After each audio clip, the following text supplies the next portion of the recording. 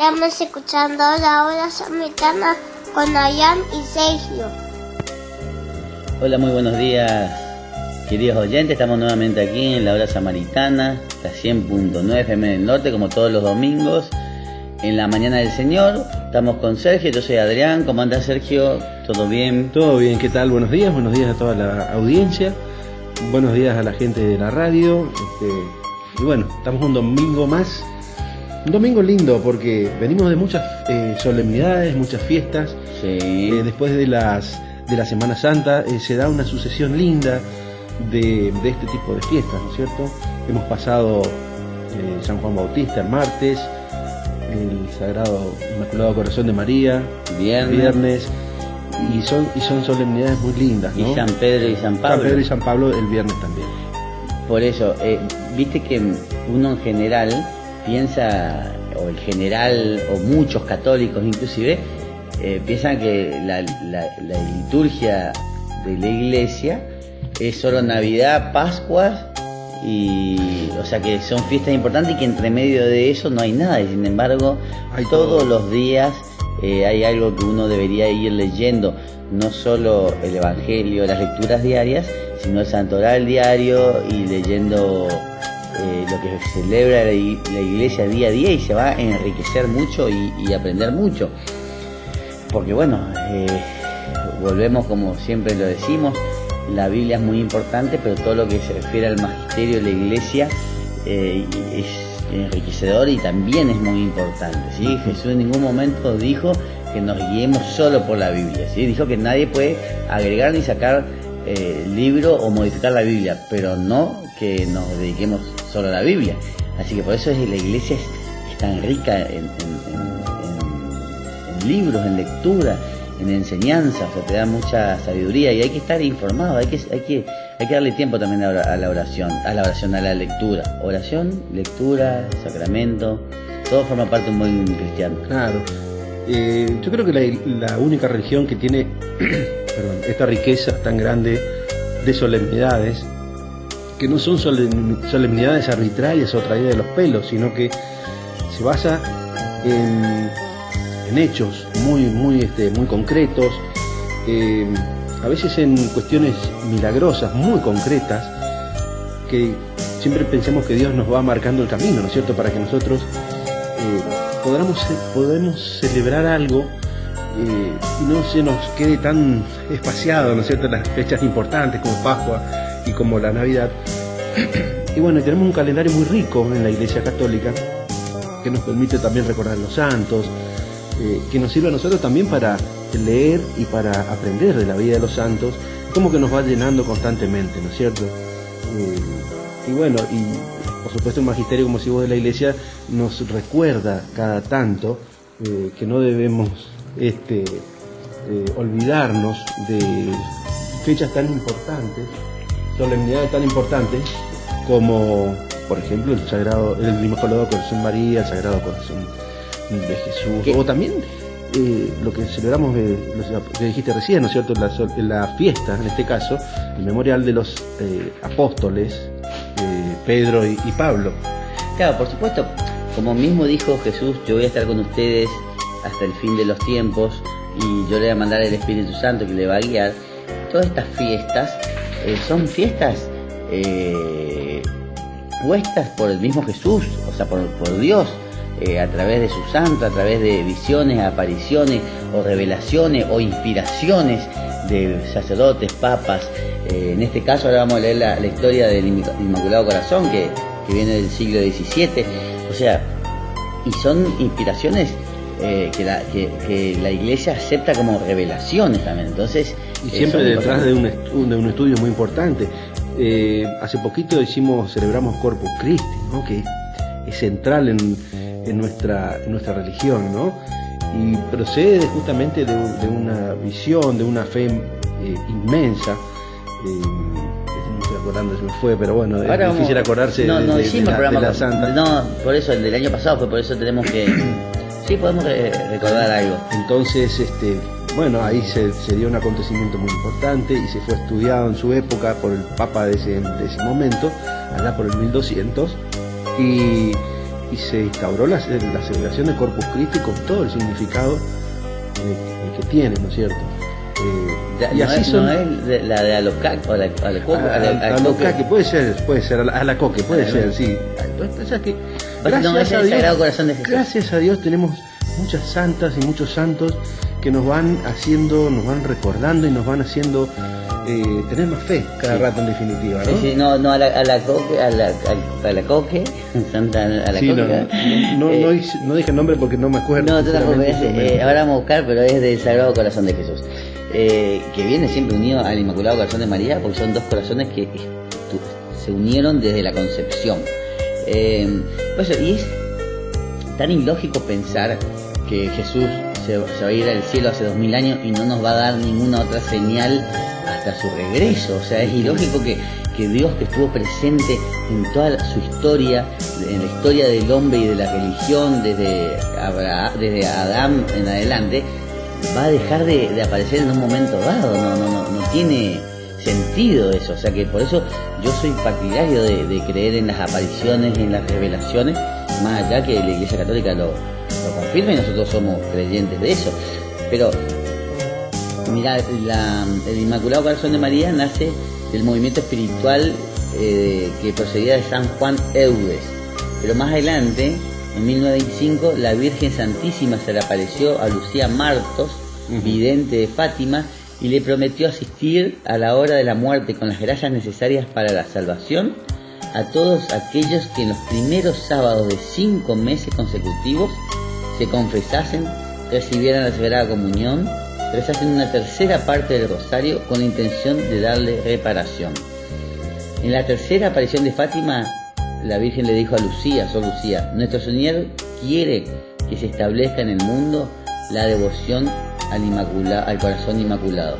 Si se hace lo que te digo, se salvarán muchas almas y habrá paz. Terminará la guerra. Quiero que se consagre el mundo a mi Corazón Inmaculado, y que en reparación se comulgue el primer sábado de cada mes. Si se cumplen mis peticiones, Rusia se convertirá y habrá paz. Al final triunfará mi Corazón Inmaculado y la humanidad disfrutará de una era de paz. Bueno, sale nada más y nada menos que Sor Lucía, de las palabras de Sor Lucía, que es la gran vidente de Fátima, ¿no? Que la que queda solita. San Juan Pablo II consagra Rusia y el mundo entero al Corazón de María. Sí. Y bueno, de hecho, está gozando actualmente una paz bastante duradera, ¿no? Ojalá que siempre quede así, porque también en definitiva depende de nosotros esa paz. Depende de qué tan bien nos portemos y qué tan, me refiero a nivel político, a nivel mundial, ¿no es cierto? A nivel de que se acaben los intereses. Bueno, es un poco difícil, pero nos deja la Virgen María a través de Sor Lucía un gran gesto de la Madre de Dios, y por supuesto siempre detrás de ella está Jesús, ¿no? Que es el que autoriza de alguna manera todo esto, ¿no? A través de su Padre y el Espíritu Santo. Así que estamos gozando una época después de lo de Juan Pablo II, que fue el gran artífice también de la caída del comunismo de Berlín, ¿no? Y el comunismo también, la famosa perestroika. Así que es creer o reventar. No, sí, es creer, si no reventaríamos todo. Mira, y también después Jacinta le dijo a Lucía, la otra pastorcita: a mí me queda poco tiempo para ir al cielo, porque tanto Jacinta como Joaquín fueron llevados. Sí. ¿Quién era? Francisco, perdón. Sí. Fueron llevados al cielo tempranamente. Pero tú te vas a quedar aquí para dar a conocer al mundo que nuestro Señor desea que se establezca en el mundo la devoción al Corazón Inmaculado de María. Dile a todos que pidan esta gracia por medio de ella, y que el corazón de Jesús desea ser venerado juntamente con el corazón de su madre. Insísteles en que pidan la paz por medio del Inmaculado Corazón de María, pues el Señor ha puesto en sus manos la paz del mundo. Mirá, el Señor ha puesto en sus manos, en las manos de María, la paz del mundo. Si no sería importante la Virgen. Después, en 1942, antes ya el Papa Pío XII, el 31 de octubre, al clausurarse la solemne celebración en honor de las apariciones de Fátima, conforme al mensaje de María, consagró al mundo al Inmaculado Corazón de María. El Padre Pío XII. Después, en 1944 instituyó la fiesta Pío XII del Inmaculado Corazón de María el 4 de mayo. Pero él dijo que se comienza a celebrarse el 22 de agosto. Pero hoy por hoy tiene lugar el sábado siguiente, el segundo domingo de Pentecostés. Claro. Sí, correcto, correcto. Estoy correcto, me quedé pensando en la fecha. Segundo domingo, ajá. Sí, correcto, fue el anterior, correcto. Ajá. Mirá, no sé si vas a seguir algo, te quiero leer un poquito, no voy a robarle ningún escrito a ninguna página, esto lo saco de Así Prensa, me parece muy lindo, ¿no? Muy iluminador. Dice: María, Madre de Jesús, y nuestra, nos señala hoy su Inmaculado Corazón, ¿no? Porque en la figura que nosotros conocemos del Inmaculado Corazón de María está la Virgen María con un corazón expuesto, atravesado por una espada, y la Virgen María está señalando su corazón. Igual que Jesús misericordioso, ¿no? Que Jesús, como lo vio Sor Faustina, y que vio con una mano señalando su corazón y la otra llamándonos a nosotros. Dice: un corazón que arde de amor divino, que rodeado de rosas blancas nos muestra su pureza total, y que atravesado por una espada nos invita a vivir el sendero del dolor a alegría. Dolor, alegría. La fiesta de su Inmaculado Corazón nos remite de manera directa y misteriosa al Sagrado Corazón de Jesús, que es lo que vos dijiste recién. Y que en María todo nos dirige a su Hijo. Los corazones de Jesús y María están maravillosamente unidos en el tiempo y la eternidad. Acá nos hace ver, ¿no es cierto?, el corazón doloroso de María, pero también lleno de alegría, esa dualidad, esa figura que también se nos presenta en Jesús, ¿no? Ese corazón de madre, obviamente la espada significa el dolor por la pasión de Jesús, ese dolor intenso, donde ella simplemente es espectadora porque nada hace ni quiere hacer para no dar por tierra con el plan de Dios. Difícil para una madre ver sufrir a su hijo y no poder hacer nada, ¿no? Pero también es una madre que en el fondo también está alegre, expectante, porque de esa manera y a través del dolor de su hijo va a salvar a la humanidad. Entonces, y sabedora también de que obviamente va a resucitar. Pero es una figura muy dolorosa, ¿no? También nos da alegría, pero mayormente a pesar de que nos da esperanza a través del mensaje, ¿no es cierto?, que de Fátima, también es una madre, es la madre doliente, eso es lo más difícil. Y es la madre nuestra, que sigue sufriendo por la tosudez nuestra, claro. Por nuestros pecados, porque nos llama, nos sigue llamando. Hay muchísimos mensajes que nosotros podemos leer a través de la historia y siempre son de la misma índole: llama a la conversión, a la paz. Y más allá que en el cielo hay alegría y felicidad absoluta, el corazón de María tiene ese sufrimiento por los hijos que se pierden, claro, y que no se convierten. Y es un corazón que empezó a sufrir del mismo anuncio del ángel Gabriel. Ya supo ella cuál era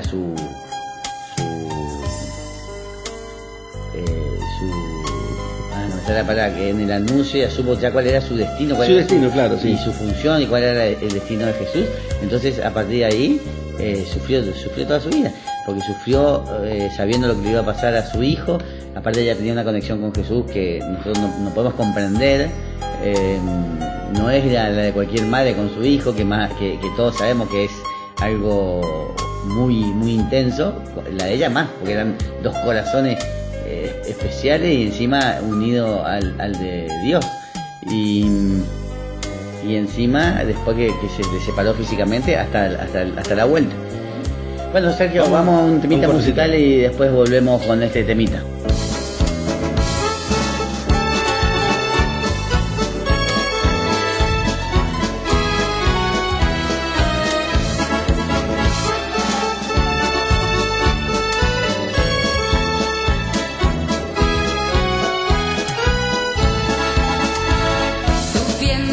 Subiéndose al árbol, Zaqueo a Jesús quiso ver,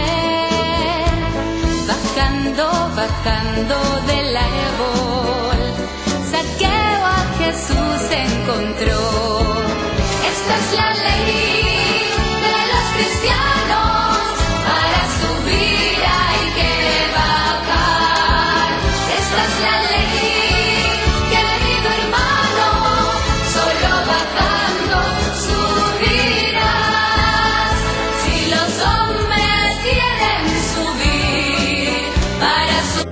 Bueno, ya de vuelta en este segundo tramo de nuestro programa. Vos dijiste algo hiciste referencia a San Juan Eudes, y Catholic me tira una referencia muy linda, me tira unas palabras muy lindas, y manifestando que decía San Juan Eudes que el corazón de María es la fuente y principio de todas las grandezas y excelencias que la adornan y que la hacen estar por encima de todas las criaturas. Por ser hija predilecta de Dios Padre, madre muy amada de Jesús y esposa fiel del Espíritu Santo. Tenía una devoción impresionante por el Sagrado Corazón de María. Y decía además que ese Santísimo Corazón de María es fuente de todas las virtudes que incluso él había practicado, pero las virtudes en general de todas. También San Antonio María Claret, fundador de los misioneros del Inmaculado Corazón de María, profesó un inmenso amor a esta advocación. Quiso que sus misioneros salieran por todo el mundo extendiendo la devoción al Inmaculado Corazón de María. Fue un profeta de Fátima, porque en Fátima la Virgen personalmente nos manifestó, en sus palabras, que Dios quería salvar al mundo por medio de su Inmaculado Corazón. Y bueno, y evidentemente es así, porque creo que es donde más se patentiza a partir de Fátima esta devoción tan importante para nosotros. El corazón de María conservaba como un tesoro el anuncio del ángel sobre su maternidad divina. Guardó para siempre todas las cosas que tuvieron lugar en la noche de Belén, o la adoración de los pastores ante el pesebre, y la presencia un poco más tarde de los magos con sus dones.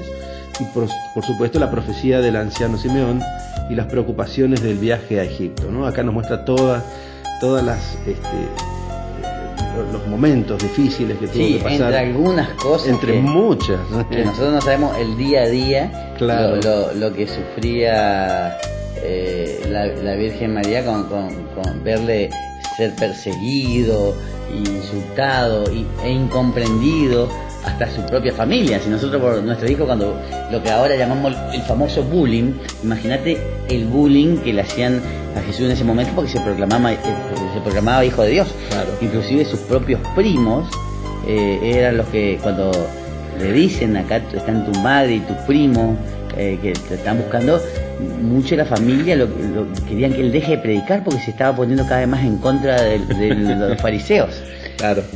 Entonces imagínate que ya es la prima de María, Isabel, la tía de Jesús, ya la primera que le dice, lo recibe como hijo de Dios, ¿no es cierto? O sea que ya tiene esa impronta desde su seno, del seno materno, ¿no? Uno no se pregunta esas cosas, a lo mejor lo piensa, pero el día a día, como decís vos, no tiene que haber sido fácil, porque fíjate vos cuando leemos cuando Jesús escapa a los 12 años al templo, a predicar o a discutir con los sacerdotes, eso nos muestra un pasaje de un día de la vida de Jesús. Entonces sí es cierto lo que voy a decir, no debe haber sido muy fácil, debe haber sido complicado tanto para María como para José, de tener un niño que es el Hijo de Dios, que era el Hijo de Dios, pero con una sabiduría, digamos, distinta a las demás, que sin duda le harían foco de algunas observaciones, o bastantes. Por de pronto le quedaban admirados los sacerdotes, que no podían contradecir sus dichos, pero no tiene que haber sido fácil. Yo nunca me puse a pensar eso, pero tiene que haber sido complicado, ¿no? Difícil. Pero bueno, era lo que la Virgen María también debía esperar, por ser el Hijo de Dios. Y después, cuando se perdió a los 12 años en el templo, eso es lo que pensé que había dicho. Pensé que estaba hablando de cuando se salieron de Egipto perseguidos por Herodes. Claro, cuando le dice Jesús, claro, ¿por qué se preocupaban? No saben que tengo que ocuparme de las cosas de mi padre. Y que ahí María le llamó, y el Evangelio dice, le miró, y el Evangelio dice, guardaba todo eso en su corazón.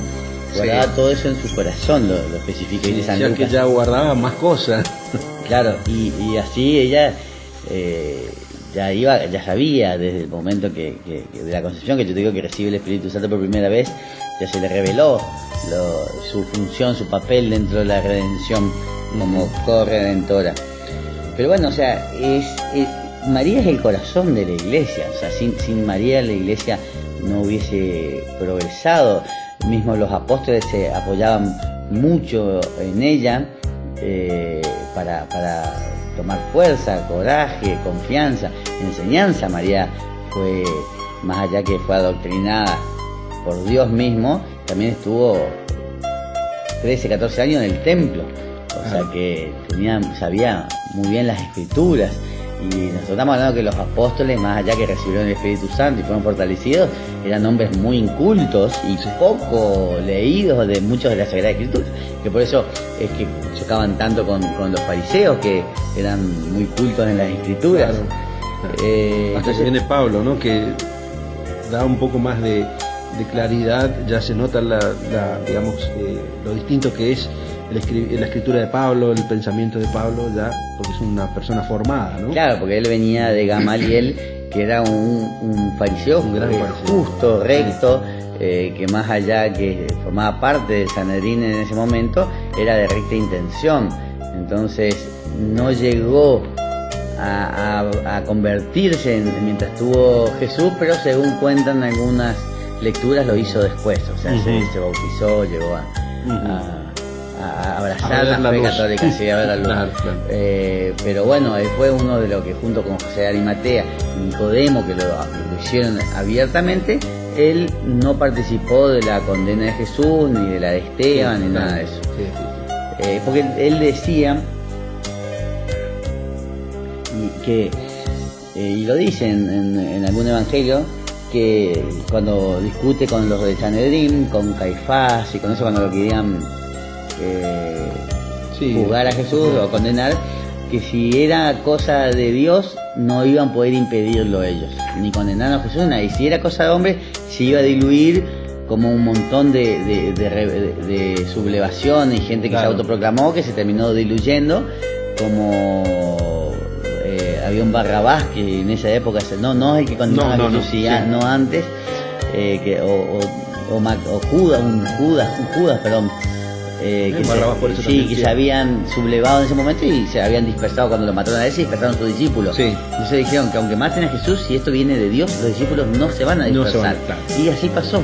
O sea que imagínate que tenía sabiduría Gamaliel. Y bueno, también sería interesante por ahí, bueno, del Inmaculado Corazón de María podemos hablar un montón. Mira, como para ir cerrando un poquito. Para hablar de San Pedro y San Pablo también. Claro, es un poquito un cierre de esta solemnidad muy, muy linda, ¿no? La devoción al corazón de María no es una devoción más. Nos lleva a aprender a tratar a nuestra madre, y eso es lo que tenemos que sacar nosotros de esta importante figura, de esta importante devoción. Nos lleva a aprender a tratar a nuestra madre con más confianza, con la sencillez de los niños pequeños que acuden a sus madres en todo momento. No solo se dirigen a ellas cuando están en gravísimas necesidades, sino que también en los pequeños apuros que les salen al paso. Las madres, como la Virgen María, ayudan a resolver estos problemas más significantes, y ellas los han aprendido de la Virgen María, nuestra Madre del Cielo. Entonces, en esta devoción queremos encontrar a María, con nuestra Madre. Si recurrimos confiados a ella, vamos o nos va a decir qué debemos hacer, y vamos a sentir su amor por nosotros. Así que es la gran devoción hacia María, ¿no? Confiar en su corazón y en su corazón de madre, que eso es lo más importante. Fíjate, hay una linda comparación entre la madre terrenal, las madres nuestras, y la madre del cielo, la madre de Jesús, que no dejó de ser madre terrenal, pero se convirtió en la gran madre de todos nosotros, la gran madre espiritual. Con la misma confianza que nosotros llegamos o recurrimos a nuestra madre, con esa confianza debemos recurrir al Inmaculado Corazón de María, o a María Santísima, todos los días de nuestra vida, a cada segundo, ¿no? Porque en definitiva estamos recurriendo al corazón de Jesús. Así que no es una devoción más, y eso hay que tenerlo en cuenta. Bueno, ¿qué decías de Pedro y Pablo, como para también hablar de esta hermosa hermosas Sí, figuras, ¿no? pero pará, vamos a hacer algo, porque quiero ver también, porque siempre por ahí podemos dejar Pedro y Pablo para el otro bloque, como para finalizar, porque quiero leer qué decían los santos de la Virgen María, ¿sí? Porque Ajá. nosotros tenemos que recurrir, para eso tenemos esa riqueza de Sí. santos y doctores en nuestra iglesia, es para aprender de ellos. Entonces, por ejemplo, San Agustín de Hipona, querido San Agustín, decía: María fue bienaventurada porque antes de dar a luz a su maestro lo llevó en su seno. María es dichosa también porque escuchó la palabra de Dios y lo cumplió. Llevó en su seno el cuerpo de Cristo, pero más aún guardó en su mente la verdad de Cristo. A ver.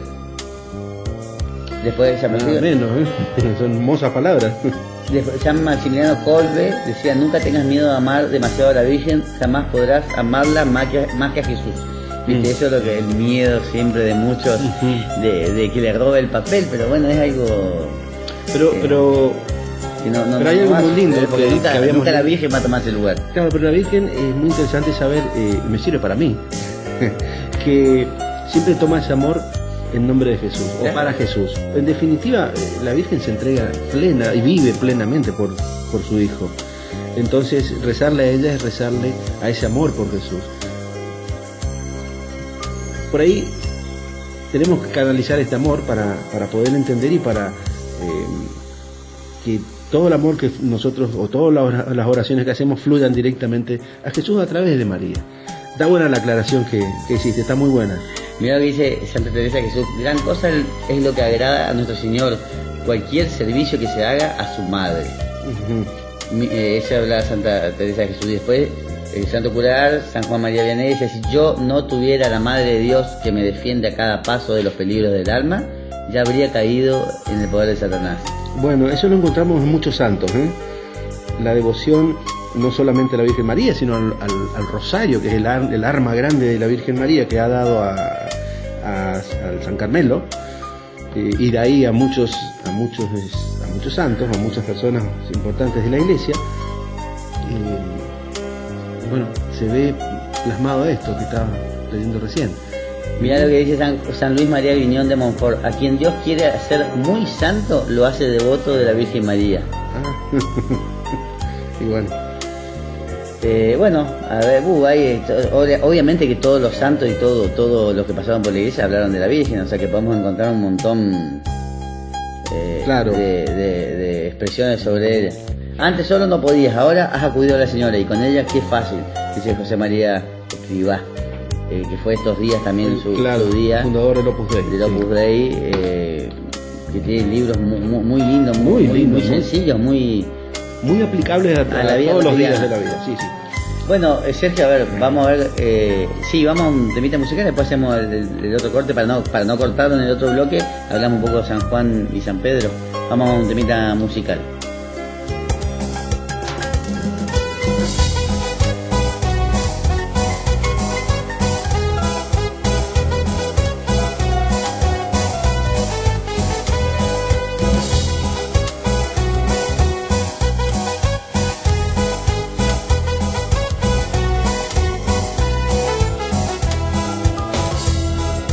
Vamos a alabar al Señor con tambores y danza.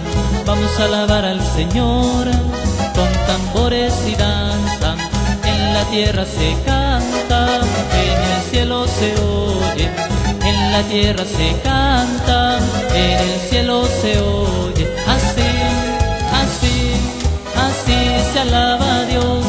Así, así, así se alaba a Dios. Bailando hermanos, bailando, bailando hermanos, bailando, bailando hermanos. Bueno, ya en este último bloque, creo ya, vamos a dedicarle un poquito a la fiesta de San Pedro y San Pablo, que se celebró el 29, o se celebran todos los 29 de junio, ¿no? Es la conmemoración del martirio en Roma de los apóstoles Simón Pedro y Pablo de Tarso. Es una de las mayores celebraciones también religiosas para no solo para los cristianos católicos, sino también para los ortodoxos, ¿no?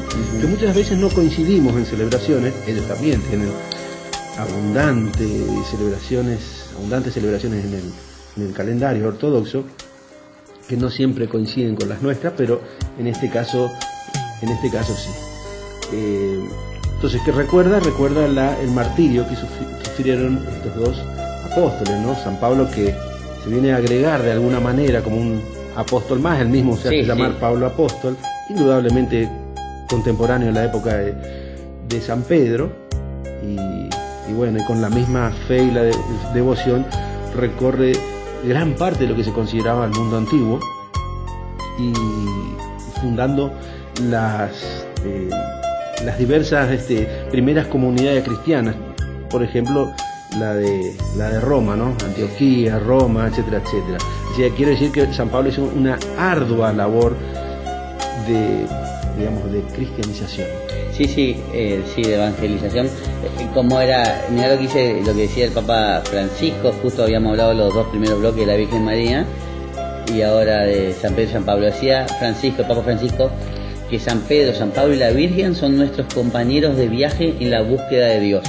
Son nuestra guía en el camino de la fe y de la santidad. Ellos nos empujan hacia Jesús para hacer todo aquello que Él nos pide.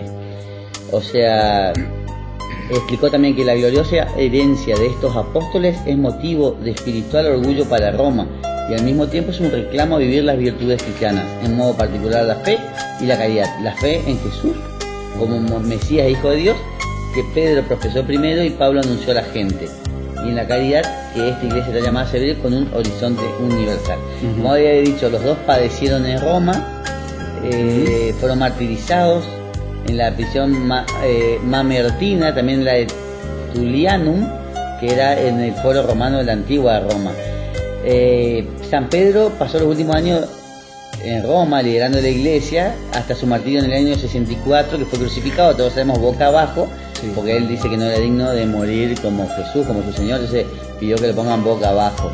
Y los dos están en la Basílica de San Pedro, ¿sí? Y San Pablo fue decapitado 3 años después, en el 67, y está también en la Basílica de San Pablo, en la Basílica de San Pablo de Extramuros. Son los patronos de Roma y representantes del Evangelio, por eso se celebran todos los 29 de junio. ¿Y qué dijo el Papa Benedicto en el 2012? La tradición cristiana siempre ha considerado inseparables a San Pablo y San Pedro. Claro. Juntos, en efecto, representan todo el Evangelio de Cristo.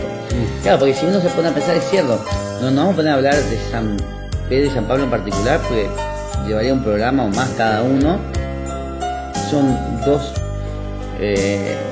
personalidades de la historia de la iglesia y del Evangelio. De los primeros santos, ¿no? Los primeros. Claro, cada uno grandes. Cada uno con su personalidad, con su misión, inclusive entre ellos hubieron también diferencias que tuvieron que solucionarla en el Concilio de Jerusalén. Y demás, pero siempre lo que le caracterizó fue la humildad que tenían los dos y la entrega hacia el Evangelio, que por lo cual sufrieron. Claro, recordemos que San Pablo era bastante resistido entre los apóstoles originales, ¿no es cierto?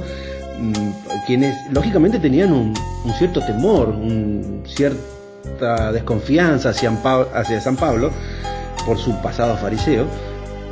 Pero viendo la devoción inmensa con que, o la pasión inmensa con que evangelizaba y con la cual se exponía también, entonces fue ganándose de a poco esa confianza, de a poco fue ganándose el aprecio de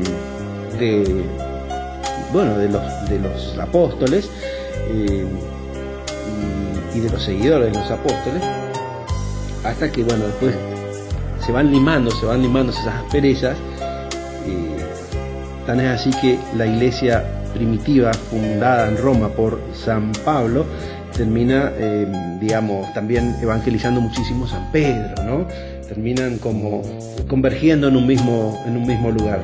Yo te decía, y es algo interesante también, porque hay como una suerte de similitud histórica con esto, que nos ayuda a la iglesia ortodoxa y a la iglesia católica a juntarnos otra vez, ¿no es cierto? Ya está más junta, pero siempre hay diferencias, ¿no? Pero estas solemnidades hacen que nuestro Papa, que vive en Roma, y el patriarca de Constantinopla, de la iglesia ortodoxa, hayan oficiado varios servicios festivos y servicios de solemnidades, para que estas dos iglesias tengan una suerte de intercomunión, volver a juntarnos otra vez, a eso se refiere, ¿no? Y zanjar todas esas diferencias que teníamos, que en el fondo son formales, no son diferencias importantes como para, y que ya se han arreglado, ¿no es cierto? Se han arreglado en declaraciones conjuntas, y bueno, es bueno volver a caminar juntos otra vez desde Juan Pablo II para adelante, ¿no? Así que también las solemnidades y el aprecio enorme por ambas iglesias hacia tremendas personas, también nos lleva a confluir ahora, después de 2000 años, otra vez a caminar juntos, ¿no? A caminar juntos en la iglesia de Jesús. Gracias también a San Pedro y San Pablo, obviamente, que siguen trabajando y haciendo evangelización espiritualmente desde el cielo. Bueno, así que es importante este 29 de junio para nosotros que ha pasado, tenemos que darle esa importancia. Sí, y aparte, como era estaba leyendo acá que las tumbas estuvieron juntos en algún momento, ¿sí? Las dos, por un par de décadas, después se separaron, ¿sí? Y los dos son diferentes personalidades, y cada uno, si uno estudia en profundidad tanto su personalidad como la relación con Jesús, era totalmente diferente y personal, ¿sí? Pedro escribió dos epístolas o cartas, y Pablo escribió 12, algunos dicen 13 epístolas, porque por ahí hay una que está... Hay una carta que la separaron, ahora vamos a averiguar bien cómo era, sí. Pero son 12 o 13, algunos dicen 12, otros dicen 13. Pero bueno, es importante, los dos ya como... A veces se separa porque es reiterativa, no porque sea disonante con el resto de las cartas, simplemente porque vuelven a considerar hechos que ya han sido vistos en las cartas epistolares, así que...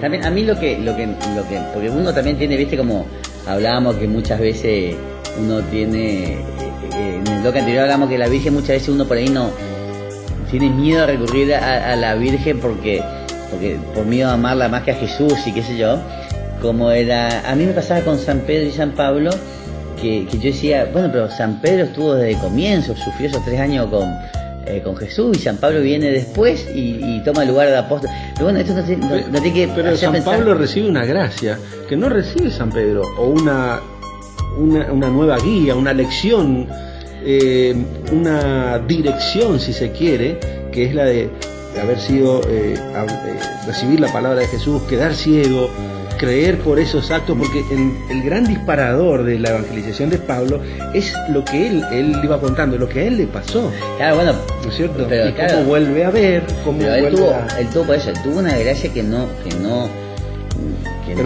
Pedro. Claro, pero que tampoco no hay que estar esperando que nos va a pasar a nosotros, que nos va a aparecer Jesús y nos va a hablar y nos va a decir convertidos. O sea, nosotros tenemos que, esas son ocasiones muy especiales en la historia que pasa eso. Pero a lo que voy es que por ahí uno tiene ese recelo de decir cómo llegó a ser tan importante y no estuvo con Jesús. Bueno, lo mismo pasa hoy. Jesús elige para sus planes a lo que su inteligentísima mente decide y a quien él quiere. Claro. O sea que nosotros no tenemos que juzgar eso. Por ejemplo, hoy puede tener el Papa y sin embargo en un lugar del mundo hay alguien que tiene una aparición de Jesús y el Papa no tuvo esa aparición. Claro. Y no es uno más que otro ni menos, porque son diferentes función y finalidades de Jesús que uno tiene que aceptar. Eso personalmente a mí me llevó a aceptar a San Pablo como apóstol, cuando uno tiene que pensado que los 2 apóstoles eran los que estuvieron con él, y después se ve que muchos de ellos no aparecen en el Evangelio, lo que no quiere decir que tengan gran santidad en el cielo, ¿sí? Igual que San Pablo. Claro que sí. Por eso tenemos que aceptar lo que Dios manda y decide. Claro. Y también ver un poco, yo no me voy a meter en la mente de la divinidad, pero también ver el papel que jugaba San Pablo en esa época, que era tremendo, porque uno no se da idea lo que en esa época era el mundo conocido. Era chico, estamos hablando más de 10, 15 millones de habitantes. Jerusalén se llevaba una buena parte, Roma se llevaba la más grande, pero era un mundo que se podía caminar a pie, entonces también se podía perseguir a pie y a caballo. Entonces era el gran perseguidor Pablo, el que grandemente molestaba a Jesús. Entonces la elección obviamente la hace Jesús, nosotros lo vemos ahora porque ya fue elegido y nos comentan las escrituras, pero bueno, elige a quien más lo perseguía, a quien más intentaba, parece, destruir porque San Pablo agarraba a la gente, a los cristianos, y los llevaba para ser condenados. No, y él para estuvo en el para que martirio los de San Esteban, claro. No hizo nada, fue el que cuidaba los sacos, los abrigos. Que ahí San Esteban le mira y le dice, no, nos vemos en la fe. San Esteban ya sabía, ya había tenido una revelación de que San Pablo se iba a convertir. Claro. Porque aparte era muy conocido en el ambiente. Sí. Pero bueno, también es el ejemplo de alguien que dijo, estuve equivocado, me equivoqué. En el peor de los caminos tuvo. Claro, pero tuvo que tener esa humildad de decir, bueno, yo estaba equivocado, todo lo que le dije no es así, vuelvo a empezar. O sea, o con lo que me quedo, ver cómo reconstituyo mis creencias, mi fe. Entonces eso es lo que tiene mucha gente, muchas veces tenemos que sentirnos identificados con San Pablo como con San Pedro. Con San Pedro en cuanto a que le negó a Jesús, cuántas veces le negó, tuvo cobardía, tuvo miedo, y después la conversión, como le da fuerza al Espíritu Santo y este amor que tenía por Jesús. Más allá de su testarudez que era. Y San Pablo venía por un camino totalmente equivocado y Jesús lo convierte y le da vuelta a todas sus creencias. Vuelve a nacer. Pero tiene la gran virtud de que es tocado, digamos, por Jesús en este hecho, en este accionar de Dios, y él reacciona de buena manera. Sí, o sea, no elige limpiarse los ojos y seguir buscando cristianos. ¿Cuántas veces no pasa sino que se reconvierte, ve la luz, porque el paso que da es inmenso, o sea, de la persecución con bronca, con odio hacia los cristianos, pasar de un día a otro a la adoración de Jesús, no es para cualquiera. Tiene que ser una persona virtuosa y una persona muy especial. Jesús no elige a cualquiera. No, él era un... Y que puede cambiar y puede elegir buen camino. Él creía que hacía bien persiguiendo a los cristianos, porque él era un celoso de Dios. Ve el camino verdadero. Por eso te digo, puede haber elegido seguir su camino y decir, bueno, lo que tuve fue un sueño, no me pasó, o fue la tierra, o fue lo que sea. Sin embargo, tiene esa gracia, pero ahí está Jesús, ahí está Dios, tiene la gracia de ver el verdadero camino, de ver la luz. No solamente cuando abre los ojos, sino la luz interior. Y seguir con una pasión como poco, con una pasión y una devoción, porque San Pablo se enfrentaba a todos. Sí, no, y aparte la epístola que deja, la carta que deja, tiene una riqueza teologal tremenda. O sea que le ayudó a toda la iglesia en su progreso. Así que bueno, por eso digo, son los planes del Señor. Él nos da la sabiduría y a quien Él decide, y nosotros no tenemos por qué juzgar. Por eso la iglesia siempre es muy precavida en el estudio de todas estas apariciones y de los místicos y visionarios, y etcétera, etcétera, porque Jesús es quien decide a quién le da sabiduría, información, mensaje, como pasa con la Virgen María. Entonces nosotros tenemos que también creer en eso, de que Jesús siempre se agarra de lo más humilde generalmente para demostrar su señorío. Es así. Así que sí, vos decís ahora de las apariciones, y él es uno de los primeros que ve o que recibe las apariciones de Jesús, las mujeres que van al sepulcro, y después casi inmediatamente Pedro, y después casi inmediatamente, y los apóstoles cuando lo ven, obviamente, cuando están reunidos con Jesús hasta Pentecostés, también tiene esa gracia, pero después ya inmediatamente viene Pablo, con esa gran conversión. Yo creo que Pablo somos nosotros, Pablo está dirigido a nosotros carnales. Pablo habla de espíritu y carne. Pablo habla de esa gran diferencia, es el gran terrenal.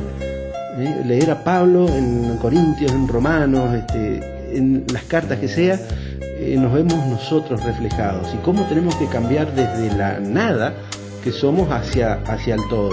Entonces Pablo es la gran guía que nosotros tenemos que leer, me parece, no sé, a mí me encanta. No, Pablo. Y aparte, yo creo en los dos, por algo la iglesia los celebra juntos, los dos fueron apresados, perseguidos y muertos por Jesús. Y los dos fueron liberados también de las cadenas cuando estaban presos por Jesús. Sí. O sea, entonces, como que siempre los acompañó a pesar de todas las tribulaciones que tuvieron, que también hay que tener esa confianza, ese ejemplo, que más allá de las pruebas que hay que pasar, Jesús siempre acompaña a sus discípulos y los libera en el momento que necesitan de su ayuda, si tienen que seguir trabajando, o sea, hasta que se cumpla lo designado por Dios, los designios de Dios en cada uno de nosotros. Por eso hay que imitarlo más a los dos. Sí, tanto en el sufrimiento, en la evangelización. En las dudas, porque Pedro es nuestras dudas, pero también es nuestra certeza, porque Pedro siempre elige a Jesús. Cuando, a pesar de sus dudas, elige. Que somos nosotros también. ¿Cuántas veces negamos? Y bueno, es muy interesante, hay mucho para hablar, pero bueno, Sergio, vamos finalizando. Hay que leer. Digamos, tarea para el domingo. Leer, empezar por Romanos, empezar por las cartas de los Hechos de los Apóstoles. Es un mundo maravilloso, ¿no? Sí, por supuesto, sí. Todo, por eso siempre digo, y también los doctores de la iglesia, los santos de la iglesia, en vez de estar leyendo cualquier otra cosa, siempre uno tiene que tratar de conseguir esos libritos que se consiguen en cualquier librería y leer, instruirse. Y aprender, porque es llena de pasión y virtudes, ¿no? Trabaja sobre nuestro corazón. Bueno, vos sabés que sí, 14 cartas dice San Pablo acá, porque me quería sacar esa duda, ¿sí? 14 cartas, pero me parece que, que alguna acá lo dice, pero alguna deben estar juntas, por eso claro, se las ponen juntas. Romano. Pero estas son 14 cartas por lo que dice acá. Nos vemos hasta la semana que viene, Sergio, y muchas gracias a todos, que tengan buen domingo. Buen domingo a todos. Heridos de ansiedad, buscando compasión, venimos a tu altar en peregrinación. Llegamos y en tu paz descansa el corazón. Te hablamos y al rezar la voz se hace canción.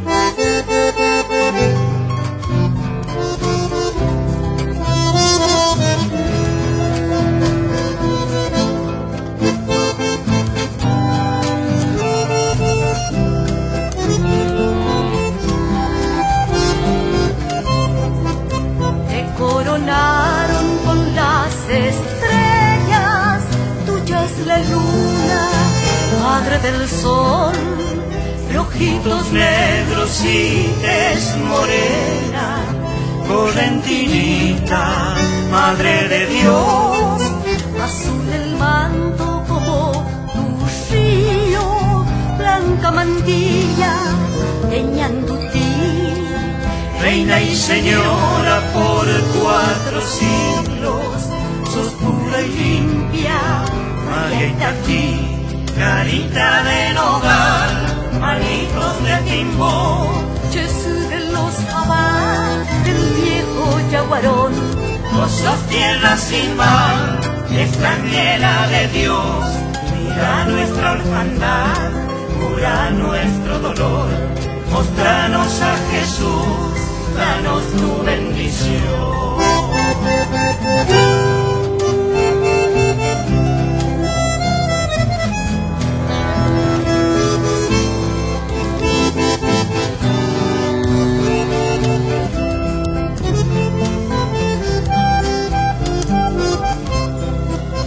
Como los indios en otros tiempos, necesitamos saber que estás curando el alma de nuestro pueblo, que se desangra en su identidad.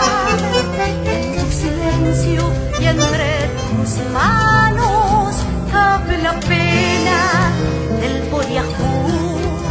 Vivimos todos crucificados, quédate cerca de nuestra cruz. Carita de nogal, manitos de timbó, Jesús de los Abad, del viejo Yaguarón.